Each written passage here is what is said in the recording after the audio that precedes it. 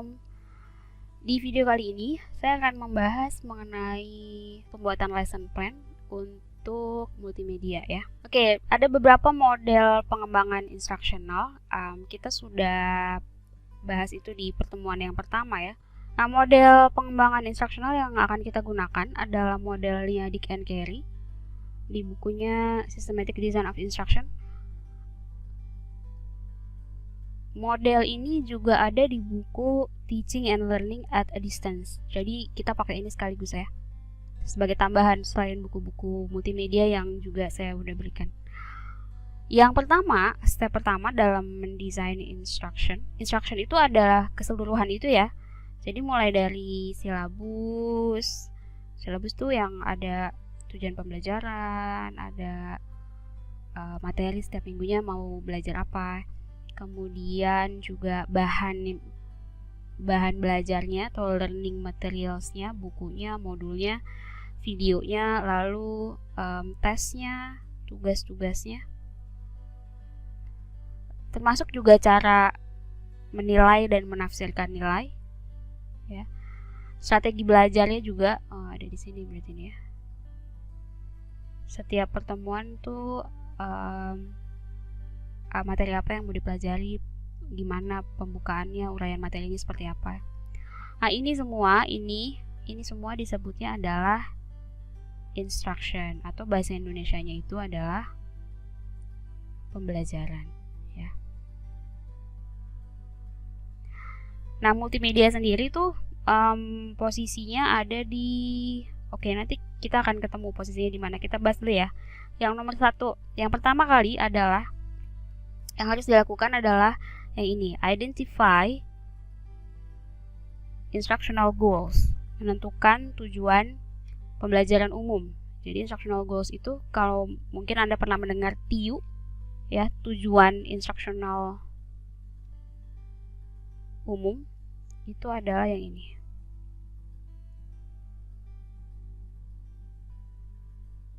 Itu adalah yang ini. Kalau sekarang mungkin istilahnya udah macam-macam, tapi yang dimaksud dengan goals itu adalah tujuan instruksional umum.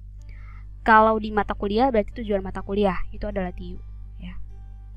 Kita tentukan dulu tujuan instruksional umum. Mengidentifikasi tujuan pembelajaran umum yang meliputi analisis kebutuhan yang mengindikasikan adanya suatu masalah, yang pemecahannya adalah dengan memberikan pembelajaran. Target dari suatu pembelajaran adalah tercapainya tujuan pembelajaran umum. Karenanya, dalam merancang pembelajaran harus diperhatikan dengan seksama rumusan tujuan pembelajaran umum yang akan ditentukan. Kita awali dengan analisis kebutuhan. Analisis kebutuhan adalah dengan melihat kesenjangan ya, antara keadaan yang diharapkan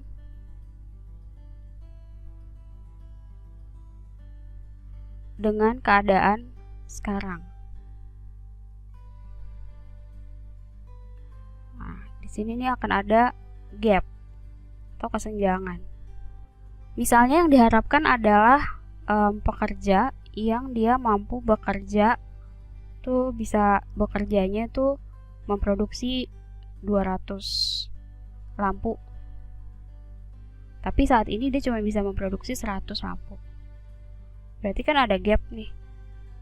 Harusnya segini, tapi cuma dapat segini. Ada gap. Berarti ada masalah kan? Masalahnya apa? Dicek kan di keadaan ini. Apakah dia keterampilannya kurang? Apakah bayarannya yang kurang? Atau mesinnya?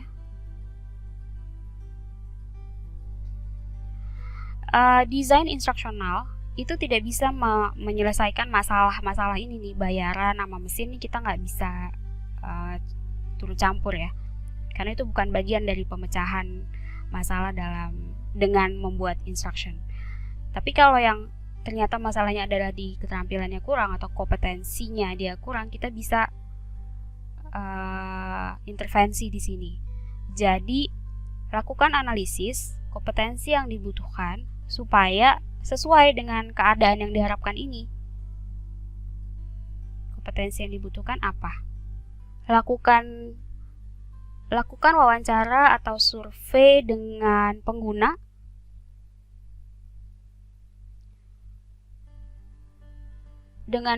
lulusan ya, atau mungkin masyarakat yang menggunakan lulusan kita untuk kita bisa dapat kompetensi yang memang dibutuhkan oleh pengguna lulusan ini. Kemudian juga lakukan juga wawancara terhadap alumni. Kita bisa tahu dari cerita-ceritanya dia bahwa pekerjaannya tuh begini. Oh, berarti yang dia harus punya tuh adalah ini gitu misalnya. Lalu juga terhadap dosen atau pengajar kalau ini adalah di dunia kampus. Lalu juga kaprodi dengan pihak petinggi perguruan tingginya, lakukan analisis kebutuhan dengan melakukan interview atau survei dengan banyak pihak, jadi kita bisa dapetin kompetensi yang memang dibutuhkan dan relevan dengan kebutuhan masyarakat ataupun pengguna lulusan ini. Selanjutnya adalah ini, conduct instructional analysis, lakukan bersamaan juga dengan analyze learners and context. Jadi ini bisa dilakukan berbarengan. Analisis pembelajaran atau tadi instructional analysis untuk mengidentifikasi pengetahuan dan keterampilan yang harus ada pada pembelajaran. Di sini kita akan tentukan, kita udah punya kan tujuan pembelajarannya ya. Sebelumnya kan kita udah buat tuh, ini adalah tujuan pembelajarannya. Kemudian kita lakukan lagi keterampilan yang harus ada untuk mencapai TU ini. Pengetahuan dan keterampilannya apa di list. Dibuat peta kompetensinya. Jadi yang pertama TU-nya, lalu kompetensi apa untuk bisa mencapai itu ya. Dibuat peta kompetensinya. Analisis pembelajaran bisa dilakukan bersamaan dengan analisis konteks dan juga learners. Jadi menganalisis peserta didik ya. Kalau di kampus berarti kan mahasiswa. Dan juga konteks pembelajaran. Konteks itu dia kondisi-kondisi yang terkait dengan keterampilan yang dipelajari mahasiswa dan juga situasi yang terkait dengan tugas yang dihadapi mahasiswa untuk dapat menerapkan pengetahuan dan keterampilan yang dimiliki. Dari sini, dari analisis siswa dan juga konteks nih ya, kita akan dapetin di sini nih ada yang disebut dengan nanti di sini akan ada garis. Ini kompetensi yang paling awal nih, misalnya di sini ya. Ini kita akan ada garis di sini yang disebut dengan entering line. Jadi siswa kita itu sudah harus punya kemampuan apa sebelum dia bisa ikut mata kuliah kita. Jadi ini adalah seperti kemampuan prasyarat atau mata kuliah prasyarat ya. Nah, ini ada entry line behavior-nya. Selanjutnya menulis performance objectives atau TIK. Kalau pernah mendengar TIK, tujuan instruksional khususnya. Kita sudah punya kompetensi-kompetensinya, jadi dituliskan tujuan instruksional khususnya. Lalu mengembangkan instrumen penilaian, tesnya untuk mengukur kemampuan siswa. Kemudian mengembangkan strategi instruksional. Lalu mengembangkan instructional materials atau bahan ajarnya, lalu melakukan formative evaluation dari instruction. Ini formative evaluation untuk instruction yang dimaksudkan untuk merevisi atau mencari kekurangan dari instruction kita untuk kemudian kita bisa perbaiki. Ya, ini tuh berbeda dengan tes yang untuk siswa ya. Bukan, ini tuh dua hal yang berbeda.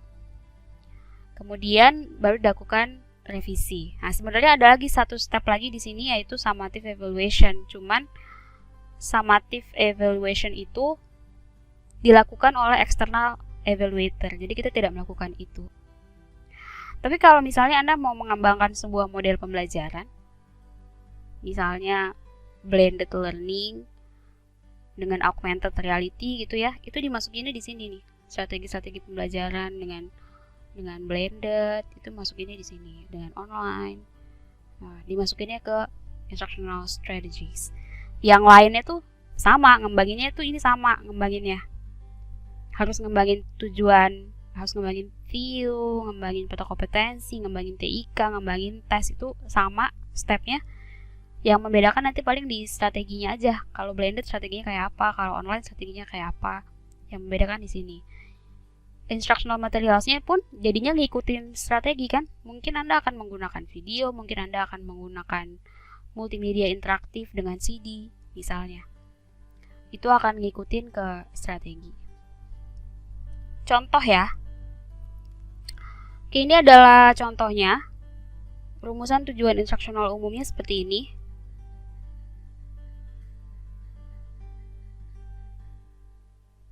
Ini contoh yang lain ya, TU-nya ini.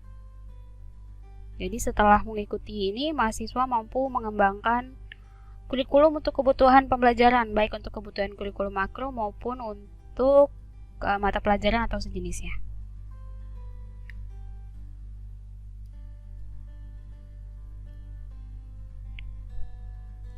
Lalu hasil dari analisis instruksional itu adalah ini ya, kompetensi-kompetensi yang akan dicapai. Kompetensi khususnya, mampu menggunakan sistem operasi, mampu menggunakan internet, dan seterusnya. Lalu urutan materinya, kemudian peta kompetensinya, jadi dibuat peta kompetensinya ya. Yang paling atas ini adalah TIU. Nah, yang paling bawah itu adalah kompetensi yang paling awal yang dia harus punya. Jadi yang dipelajari pertama tuh yang ini, menggunakan sistem operasi, kemudian internet, dan seterusnya, pengolah angka, pengolah kata, slide, lalu web, kemudian TIU. Nah, bentuk yang seperti ini nih disebutnya cluster ya. Jadi ini tuh materi untuk pengolah angka, ini pengolah kata, ini pengolah presentasi, ini untuk web editor. Nah, ini tuh bisa diberikannya tuh bisa tidak berurutan. Jadi dari 2 kalau mau ke 4 dulu boleh.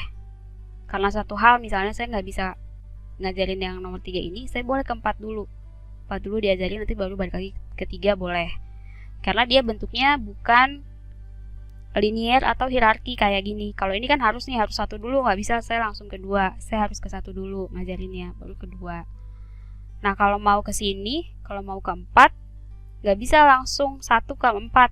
1 ke 4 lewatin 2, 2-nya nggak pakai, nggak boleh. Jadi harus 1, 2, 4 gitu. Tapi boleh yang 3, 4, 5, 6 ini boleh tidak urut. Jadi boleh 5 dulu, boleh 6 dulu gitu ya. Karena dia bentuknya cluster. Nah, ini membuat peta kompetensi ini disesuaikan dengan kompetensinya. Anda yang bisa menentukan apakah dia sifatnya itu clustering seperti ini atau sifatnya itu linear. Seperti misalnya kalau kita mau bikin kopinya dulu, terus gula, air panas, kemudian diaduk-aduk. Harus kayak gitu tuh stepnya. Kalau Anda ngaduk duluan, terus baru dikasih air, terus baru dikasih kopi, baru dikasih gula, jadinya nggak enak ya kan. Jadi begitu ya. Anda yang bisa menentukan dia tuh mau seperti apa stepnya. Lalu juga kemampuan prasyaratnya, matematika dasar dan bahasa Inggris.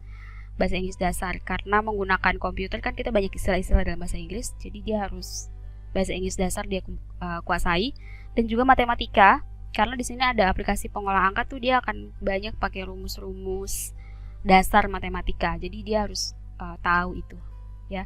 Ini adalah entering line behavior yang diperoleh setelah melakukan ini analisis learners ini ya.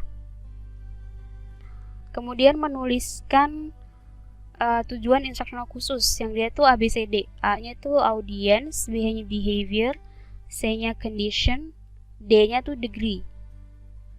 Jadi ada audience-nya yaitu mahasiswa, B-nya behavior itu dia bisa menggunakan, C-nya condition, diberikan ringkasan dan materi mengenai sistem operasi, D-nya itu degree. Paling sedikit 80% benar. Lalu buat juga garis besar program pembelajaran. Kalau kita di kampus sekarang nyebutnya RPS. Namanya apa, TU-nya apa, deskripsinya apa, lalu ada TIK-nya. TIK-nya itu yang tadi ya, yang ada di peta kompetensi itu. Lalu di TIK ini dia ada indikator. Sebentar. Oh iya, dari yang tadi itu, yang peta kompetensi yang ini, misalnya di kompetensi yang pertama, di sub kompetensi yang pertama ya, ini tuh bisa dipecah lagi, bisa dibikinin peta kompetensi lagi. Jadi kayak gini nih, tuh lihat, satu menggunakan sistem operasi, step-stepnya tuh apa. Misalnya ini nih, ini ada 4 ya, mampu mengidentifikasi macam-macam perangkat lunak dan seterusnya. Ini yang di sini tuh akan jadi indikatornya. TIK-nya menggunakan sistem operasi, kemudian indikatornya ada 4 ya. Sama nih yang ini juga pengolah angka, ini ada indikatornya. Ini juga didapetinnya dari peta kompetensi subnya. Nah, yang ini ya, TIK-nya tuh ini membuat rumus dan grafik tujuan instruksional khususnya, yang ini. Kemudian di bawahnya lagi ada lagi nih, kemudian ini untuk 1 semester. Kemudian buat sistem penilaiannya juga, daftar kompetensi, aspek penilaiannya, bobotnya.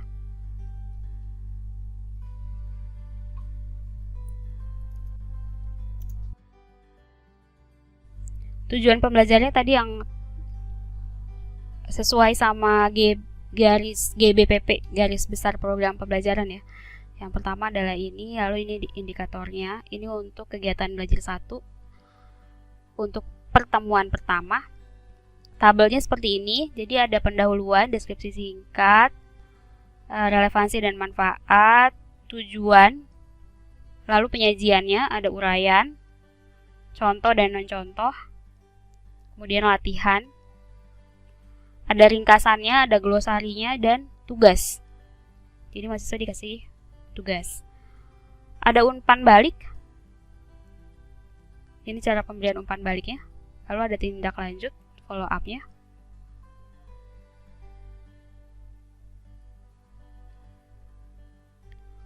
Ya, seperti itu.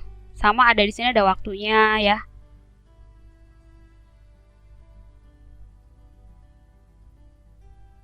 Oke, saya akan besarkan ini jadi bisa lebih kelihatan. Oke, kita lihat ya, saya ulang.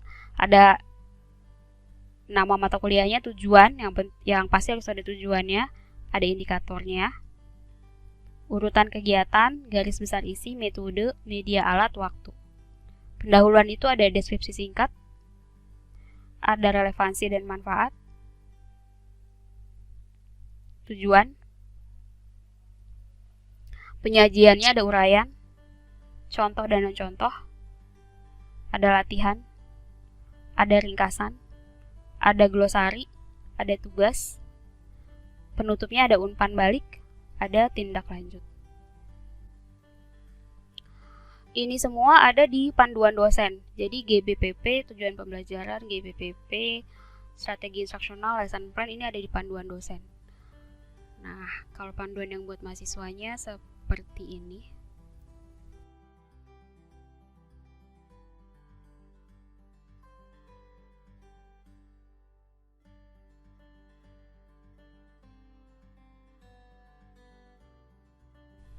Oke, ini contoh untuk kegiatan belajar 3-7 ya. Jadi yang dipegang sama mahasiswa tuh ini lembar kerja mahasiswa namanya. Dibuat untuk semua kegiatan belajar, yang ini untuk kegiatan belajar 3-7 karena dia menggunakan aplikasi pengolah angka. Jadi untuk setiap aplikasi itu satu buku. Membuat ringkasan dari materi yang diberikan di dalam video. Ini adalah videonya.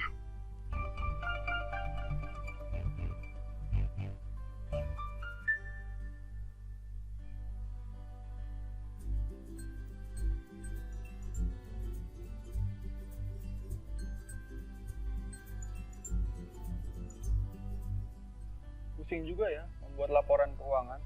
Pernah ngerasain juga? Kalau belum, kalian akan merasakannya nanti di dunia kerja. Tapi, mengolah laporan keuangan ataupun data-data lain bisa dilakukan dengan jauh lebih mudah menggunakan aplikasi pengolah angka. Microsoft Excel merupakan salah satu aplikasi pengolah angka yang berfungsi untuk membantu kita dalam melakukan pengolah angka-angka pada pekerjaan di berbagai bidang, seperti administrasi, akuntansi, perbankan, statistik, bisnis, dan bidang lainnya. Microsoft Excel juga dilengkapi dengan kemampuan untuk menghitung dengan menggunakan rumus dan membuat grafik. Pada video ini, kalian akan mengenal lingkungan kerja Microsoft Excel serta melakukan format dasar data dan tampilan pada tabel. Kalian juga akan belajar menggunakan fungsi-fungsi dasar serta fungsi-fungsi count. Tanpa panjang lebar lagi, mari kita mulai mengenal lingkungan kerja Microsoft Excel.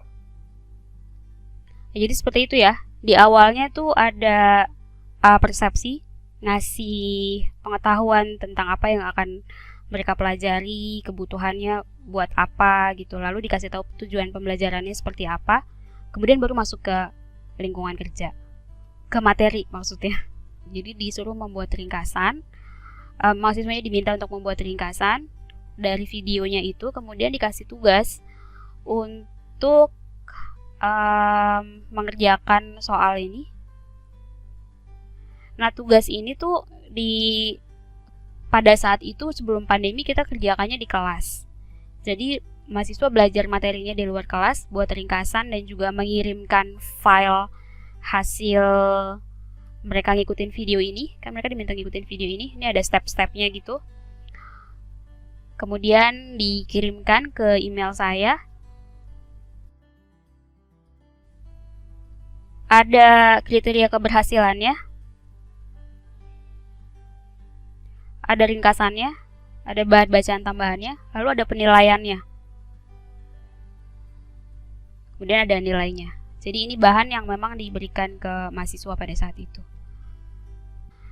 Nah, selanjutnya tugasnya adalah Anda itu kan akan diminta membuat multimedia pembelajaran ya. Yang pertama harus dibuat adalah buat lesson plan.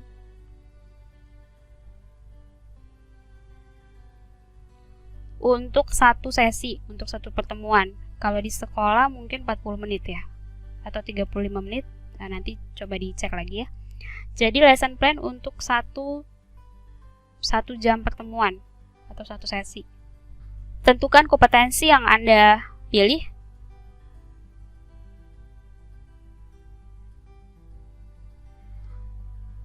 Topik bahasannya apa?